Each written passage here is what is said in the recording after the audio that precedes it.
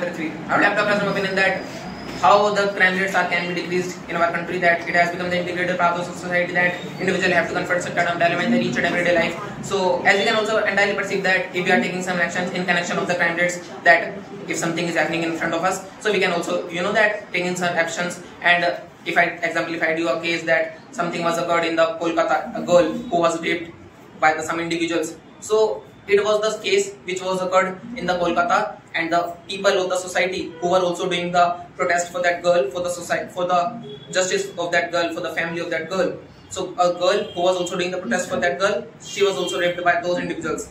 After some time, the police also encountered that. I also know that. But these kind of things have been happening in our country, and you know that if it will be keep on happening, then nothing will be done it here. And as you can entirely perceive that it is the evident thing which can't be held it in our country by the government, by some communities, by the individuals of the country. It can be done, but in our country it has been happening, and nobody take a look on these kinds of things. So my personal opinion goes to that if I shoot the beliefs in connection of those individuals who have to confront, so they will also raise their voice against the crime rates of the country, that why it is happening in our country. But no, the communities who have impoverished the peoples, so they are unable to raise their voice.